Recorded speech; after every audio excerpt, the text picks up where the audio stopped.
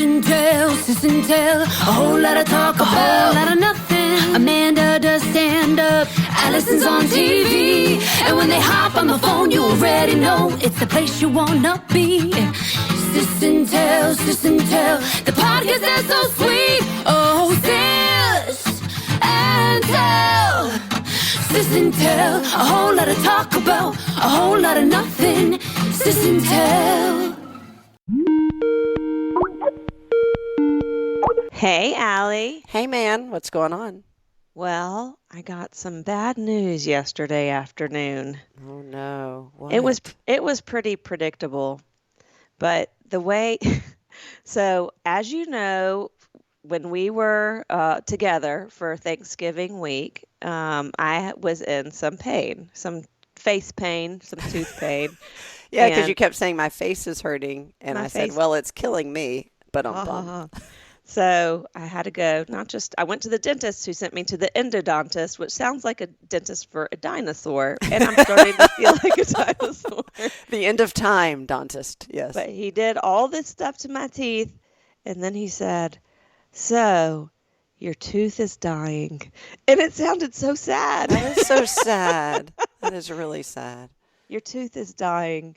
And I had to get a root canal, and I had to make the decision to get it yesterday because he said he was booked up for weeks and he could only do it then. So no, but that's a good thing.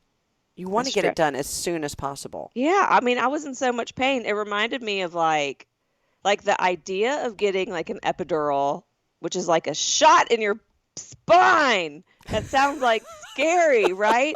But when you are having those contractions, you're like, give me that shot in my spine. I will take 12 shots in my spine over this pain. Yeah. So that was this situation where I was like, I do not want 5 shots in my mouth, right? I don't want them digging around in there. But also, my face hurt. It was like keeping me up at night, even with Advil. There's nothing. One little tooth can cause pain throughout your entire body. It's really unbelievable.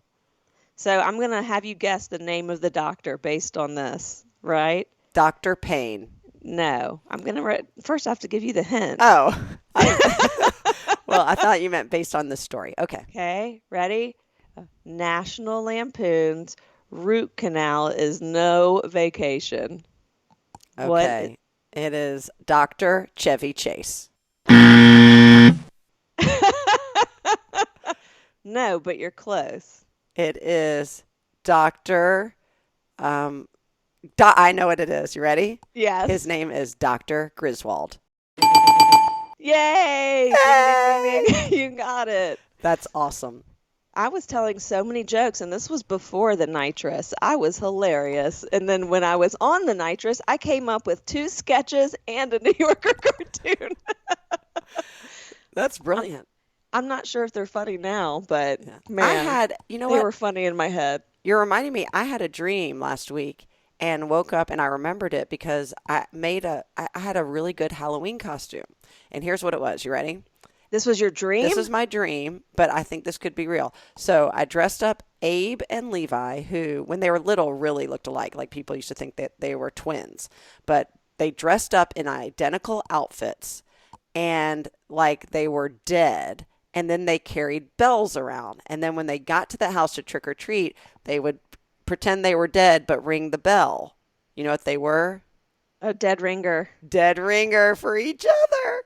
Oh. I know. In my dream, I was so creative. That's very convoluted. Do you want to hear my New Yorker cartoon? Sure. Go for it.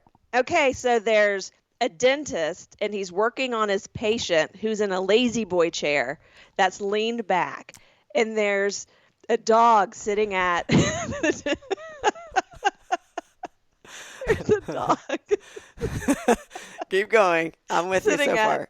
Sitting at the dentist's feet, right? Okay. Like he's obviously like in his living room, and he's saying to the patient, "I'm sure gonna miss having to not getting to work from home anymore." Oh, that's funny. Yeah, I thought that was good.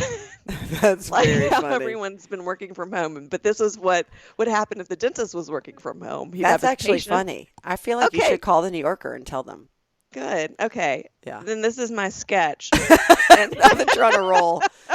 It had nothing to do with being at the dentist, but so you've flown, recently, Yeah. right? And you know when specifically on Delta, there's like the welcome videos, and they're like all these different flight attendants who are real telling you like, welcome to Delta, where we soar to different heights and we hope to soar to your expectations of customer service, right? So it'd be like a That was parody very of, good, by the way. thank you. You So could it'd be a par- fake Delta Oh, flight attendant just to be on the commercial. Yeah. great. No, just to be in my own parody sketch. So it'd be a parody of this video, except towards the end it all the flight attendants would say things like, but please don't effing punch us in the face. You know, it's like all the stuff the flight attendants are going through. Oh, right. We will duct tape you to the seat, right? It's like it would be like an amalgamation of all these things that they've had to go through. If you yell at me, I will elbow you in the groin. This is Like that. So that's like an SNL sketch. Yeah, it was like an SNL sketch. Okay, stick to the Anyway. New Yorker. I like that one better. That Okay. landed. That was easier to explain too. And there was another one, but I can't remember it. So So I'll let back you to the know. root canal. Does your tooth feel better? Are you healed? Are you Yes, but I cured? feel like I need to take some Advil. I do feel like I have phantom pain. Like when people get a leg removed, I've gotten like a tooth removed. But they didn't remove the tooth. They just No. removed the roots. No, and they made me, you have to sign a waiver that there's like these 3 options, okay? The first one, I don't even remember what it was. The second one was the root canal, and the third one was extraction. And he like describes each of them, and I'm like, you can just stop. I'm not going to let you take my tooth out. Right. Right? Like, no, you're not pulling it. But I guess people, it's expensive, right? And if you can't afford it, like, you just like, take my tooth. Yeah. I have to pay my mortgage, right? But I can't live with this pain. But no, they like, I basically have like a root canal was basically like, they're like, we're going to save the tooth. But it's not. It's like a little tombstone. It's like, I don't want to depress you, but when I went through this like 5 or 7 years ago, they did a root canal, which was not terrible. And then I still had pain, which I thought might have been, to your point, phantom pain. And they're like, there is no pain because you have no roots, right? We've extracted all the roots. You shouldn't feel pain. I was like, I'm just telling you. And they were like, your tooth is cracked and we have to take it out. And I had to get the tooth removed and I had to get an implant. And that was not fun. I would go to sleep for that, man. There's Oh, been- yeah. there's No. That was not a local. That was major surgery. And I won't even go into it, but that was a very long process. I now have a fake tooth. For a while, I didn't have any tooth, but it was in the back of my mouth. And I will say I was filming, gosh, it must have been Embarrassing. 8 years ago. But I was filming for my show on PBS without the tooth. I think there were a couple episodes where I didn't have the tooth, but it's way back there, so you couldn't see. You are in Tennessee, so it's okay. Except Oh, when no. I went to the dentist the next time after the season had aired, my dentist said, "Oh, I saw the episode that with this guy." I said, "Yeah, what'd you think?" And he goes, "I don't think you should smile so wide next time." I said, "What do you mean?" He goes, "I no. could kind of see the whole." I was like, "No, you couldn't." I rewatched the episode and I was horror stricken because you could I mean, not that anybody else besides my doctor was noticing, but I could totally see the hole. But I knew it was there. But anyway, I bet no one else could. That's only something your dentist noticed. that's only my son. But he noticed and he had to tell me, and it has haunted me ever since. Well, it was weird sitting in that chair, you know, and then I got really self-conscious because I'm like, I'm probably drooling everywhere. But then I'm like, this is like being at the spa. Where else are you going to go where they clean up your drool for you? Right. So gross. But people have serious phobias of the dentist. I mean, Oh, and I I know do. nowadays they have like virtual reality sets, and they'll put you under. I don't mind the dentist so much. I mind the needles, but I think we've talked about that. Now I just close my Yeah. eyes. You know what? If anyone comes near my face, I'm going to punch them. I'm Right. like, I'm so sick of people being near my face because this all started where I had an old filling that had to be replaced. And then I was like, well, this one also does not feel right. And it was that. And then it was the cracked Yeah. tooth, and they put a crown on it. And then that's when the pain started. And that's when they told me your tooth is dying. And I'm like, whoa, is there a binder of death for the tooth? Because we have that, We need protocol for the dead tooth, the dying tooth. right? What's going to happen? Does the tooth have insurance? Yeah. No, the tooth doesn't have insurance, by the way. Ugh. Oh gosh. Well, I did have a phantom toothache one time and went in, and then they sprayed the like coldness on it, and it was Yeah. okay. Which is I just even thinking about that. And then put some heat, and then they banged on it like kind of chiseled. And I go, No. it doesn't. I mean that I can feel it. They go, no, no, no. If your tooth, if there was pain, you would be in agony. I said, okay, and so it went away. But that was lucky. I don't know if I ever That's told how they you. knew my tooth was dying because they sprayed it with like dry ice and Oh it took yes, and it took a while. it's horrible. It And took a it while for me to feel it and they're like, "No, that's not good." And I'm like, "Oh, oh oh, dang." Because they couldn't see anything really on they did like a 3D of my mouth. They did a 3D X-ray. I've never had so many X-rays. Now yeah. I'm gonna get something from all those X-rays. I'm gonna Now turn you into gotta like go in. a superhero. Oh gosh. My Oh, I don't know goodness. if I told you, but 15 years ago, almost. So we went on an anniversary trip for our 10th anniversary. That's why I know. And 3 days before we left, we were going down to the Bahamas. Alan says, I've got a toothache. Now, Alan is hypersensitive about every body part. He actually, I think he pretty much has a doctor for every part of his body. I've got like one doctor. I would have just gone to Got my it. OBGYN. If she had done dental work, I would have Me never too. left her, right? My gyno doesn't do this. This is the only doctor I get. Like people are like, "Who's your internist?" I'm like, "My gyno." "Who's your dentist?" "My gyno." Right. "Who's your dermatologist?" "My gyno." She can do it all. She's Yeah. like a superhero. Right. I mean, I was the one who used Pert Plus before that was a thing, right? I wanted the body wash, the shampoo, and the conditioner all in one. I want the same from my medical professional. I'm fine with it. I'm fine with it. But Alan, no, he has something, if he has a toenail incident, if he's got an earache, there's like 17 doctors on call. So he goes immediately, and he's got his dentist, I think, in his office building. So he has immediate access. He tries to find the dentist. They do something temporary. I don't even think, the guy's like, I don't see it, but I know it hurts, but you may need a root canal, but he couldn't fit him in. Whatever happened, we leave. And literally on the plane heading down to the Bahamas, Alan is like, I am in an excruciating pain. I'm Oh not going to make it this no. week. I'm just not going to make it the whole. And you don't want to be on vacation with a toothache. You were at Thanksgiving No. with a toothache, and that was painful enough. And so we get there, and he immediately tells the resort where we are, he's like, I've got to find like an endodontist or someone who can do a root canal. I know, and he knew he's had them before. He goes, I need a root canal. They take him away to some other part of the island or wherever we are, and I don't see him for like 4 hours, and I don't think at the time we even have like cell service, right? It's not even like international. I'm like, I hope he comes back. Oh my God, he got a root canal in the He Bahamas? got a root canal in the Bahamas, and That's this crazy. is 15 years ago. So, Oh my God. and the technology was not quite on par with our technology, but it was fine, and he was fine.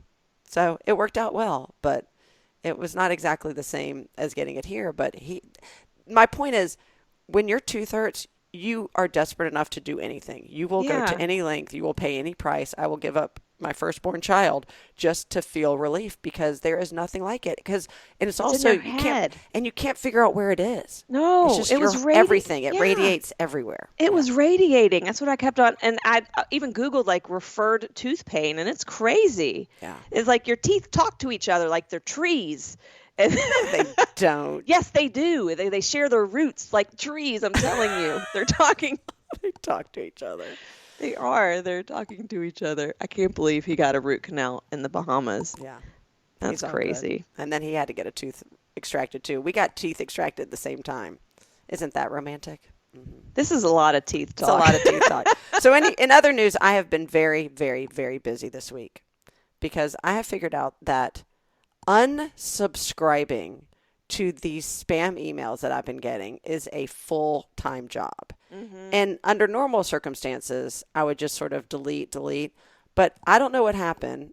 My theory is somebody is pulling a prank on me and took my email and subscribed me to some site that is now blasting me with these spam emails because literally overnight a week ago, I woke up and there were like 50 emails from places I've never heard of saying like, I've won sweepstakes and I've this. And the problem is legitimate places, I know I can unsubscribe and hopefully I'm unsubscribed from them. These places, I'm afraid if I click on anything, I'll get 50 more emails for every one I click on, or they haunt my computer, or they give me a virus. So you're really held hostage by the barrage of these spam emails. Is this not Gmail? What is this through? Gmail is Your I've got Microsoft account? I've not got like Microsoft. 7 different emails, but Your I think Apple, it's yeah. my Apple, my Gmail. I don't know. They Well, are all intertwined. There's a service called Unsubscribe Me, and it'll filter all those things to one folder, and then you can like mass unsubscribe. Wait. Okay, I need this information. So what do I do? So, and there's an issue with it, so I'll tell you in a second. But Unsubscribe Me. It's like an app that you have to give it your access to your Gmail, and then it'll create a special folder and put all those like newsletters and stuff like that. It'll filter it into one email. But the issue is that it'll also, I wasn't getting emails from people, and I realized it was going to Right. unsubscribe me, and I would have to go in there. So I ended up unsubscribing to unsubscribe me because of that. But if you like give it access for like a week, then you can like maybe get rid of that stuff. But yeah, it is a pain. It's a pain, and I do subscribe. I do enter sweepstakes, not under your email address, but under I was going to mine. say, if it's you, just come clean. It's not me, but I've done that to myself. One time, I took the kids to Brass Pro Shop, and there are these nice Bass ladies. Pro. I think What you I called say, it Brass? Brass. Oh, Bass. Although Brass Pro would actually be a good place too. A lot of brass items, yeah, doorknobs and such. Yeah, No, go ahead. it was the Brass Pro. It was an antique store called Brass Pro. For people who are really good pickers for antiques. So it was a Bass Pro Shop, and there are these ladies, and they're like, "Would you like to win a free vacation?" And I was like, "Yes." And then as I was talking to them, I gave them all my information first, and then I was like, "Oh, that's a timeshare thing." Ugh. So then I was like, "Please stop talking. I don't want your time." I literally had to be like, "Please stop. I don't want your timeshare. We came in to see the giant aquarium. Right. I don't want And your any of this." brass. Where's the brass? I'm can't telling you find right it. now, I'm not going to sign up for a vacation. Please don't message me. And then I started getting a ton of spam calls and emails. And I'm like, and they even have this thing that's saying, "We're not going to send your information to a third party," but I'm sure they lie. did. They lie. They lied to me. Wait, why was not- there a timeshare pitch in the middle of Bass Pro? That is I very think weird. Bass Pro has some sort of relationship with like a resort. And Oh. that it was this resort that was in like all over the United. They're like, you can pick what is keeping you from signing up? Like they want to know. I'm They're like, very good salespeople. right, but not to me. I'm like, "Look, I know all your tricks. You just hush." So enough about timeshares. Back to Thanksgiving. I'm not sure Arthur, our oldest, will ever forgive me for one of the parts of Thanksgiving I sort of guilted him into doing. What was it? Go, going now it sounds ridiculous that I guilted him into this, but going to the Bigfoot Museum in Why did you? in Why Big would you Ridge. Why would you want to do that? That was so. Well, Alan was very into this, as you know. So we I think first of all, I think we got to put museum into quotes. yes. Okay. First, let's put into context. So It our was like a family tableau. did. It was like a tableau with like old mannequins that someone disposed of, and they're like, "Grab that." Yeah, it was exactly what you would imagine. But let's back up. So our family did this destination Thanksgiving in I called it Big Ridge in Blue Ridge, Georgia. And when Alan was researching all the cool stuff to do, like hiking and there's wineries and such, he found the Bigfoot Museum, Sasquatch Museum, and he got very excited and has a friend at work who actually had gone there. So how many of us went? I mean, 15 of us. It was a pretty good, yeah. And right before we were leaving, Arthur was like, "Why are you doing this? Like, it's fake. And that you're just giving in to this, like, ridiculous notion, and people are capitalizing on your, need to, like, investigate something that's not real." I mean, he's going on and on. No, we're doing it for entertainment. He was very judgy. And of course, I should have just said, "You're right, but it's fun." But I couldn't let it go because So you're like proving that Bigfoot exists to Arthur? Yeah. So I'm like, how do you know? Yeah. Instead of just saying, you're right, this is just for fun, I'm like, how do you know Bigfoot doesn't exist? Like, you also could assume that UFOs and aliens don't exist. To which he said, of course they exist. I'm like, I said, well, what proof do you have? It's the same proof that other people that have seen evidence of the Sasquatch, right? All over the country.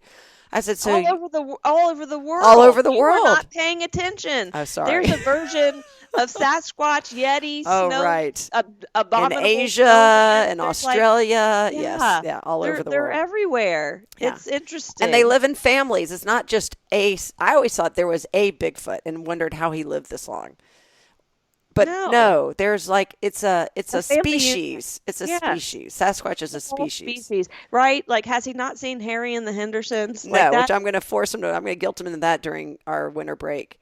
But he went reluctantly, and I'm not sure he will talk to me again.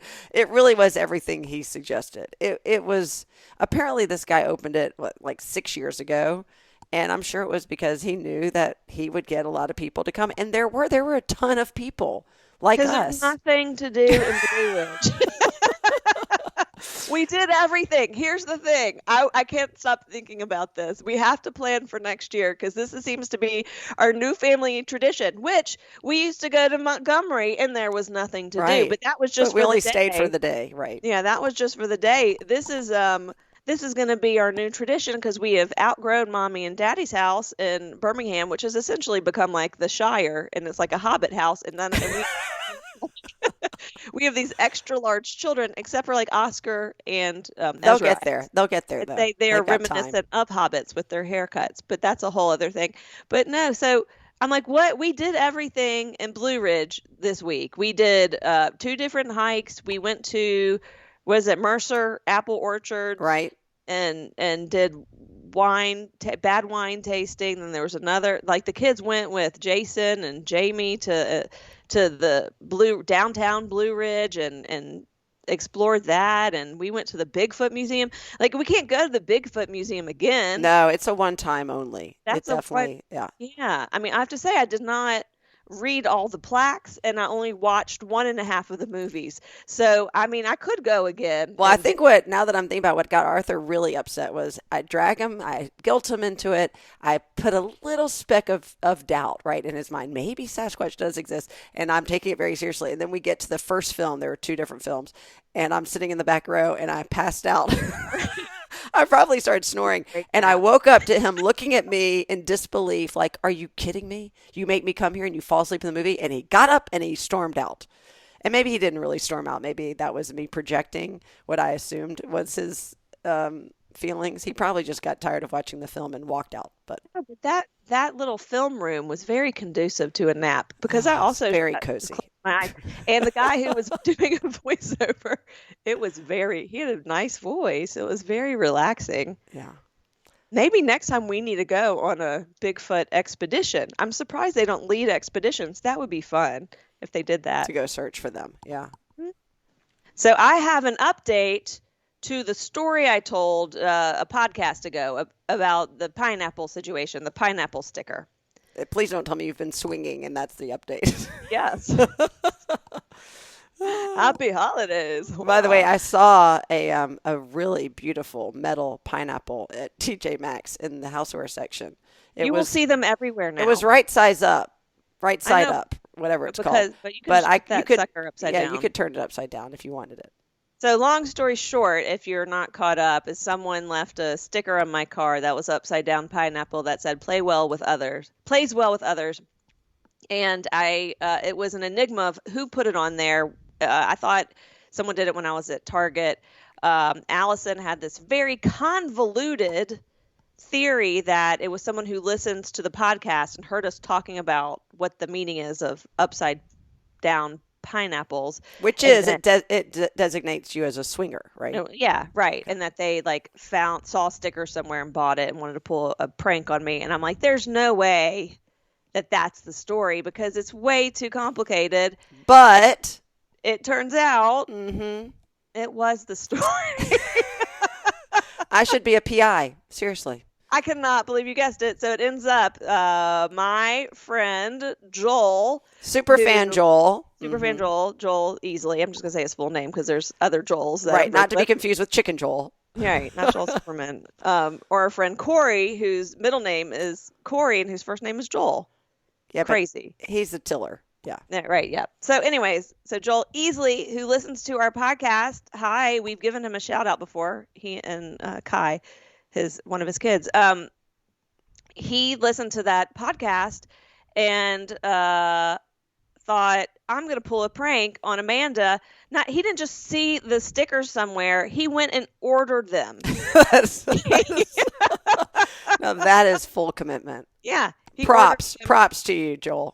He said he didn't see me at Target. He went, I think, to my house and put it on my car, and God knows how long I was driving it for. And he revealed himself because my husband had a poker game, and Joel brought the stickers and said, hey, I hear something's going on with this. That is hysterical. And then he told me he put a sticker on Aaron's car also later that night. And I thought Aaron took it off, and I just found it last night, still in the car. So Aaron's been driving around for like 3 weeks also with this pineapple sticker. And I'm like, God knows what people think of us. And not everyone listens to this podcast. And not everybody. I would say most people do not know the meaning behind an upside down pineapple. And you have to and it's it's like the size of your fist. The sticker's pretty big, but you still have to go. And it looks pretty innocuous. It's, But all it takes is one person. And then there's I live in 4 square miles. It's like the Truman Show here. I know, but luckily you may live in the Truman Show. I've never thought of that. But luckily his car is not as identifiable as your car. So it's not like he's running around with a Sissintel giant bumper magnet and people know now that he's an upside down pineapple swinger. That's true. Thank you. You made me feel so much better. Well, I just want to say I was right. You totally thought my theory was convoluted and irrational and not possible and almost down to the every little detail. Yeah, I pretty much got right. It was as if you and Joel were in cahoots with each other. Maybe we were, and maybe we weren't. Maybe, I don't know. Maybe he's sending you all those spam emails. Right. It's Joel who got my email and has subscribed me to all of these sweepstakes. Gosh, I hope I win. Really hope I win. You know what? I'm still waiting for Publishers Clearinghouse to show up at my door with that giant check, and it still hasn't happened.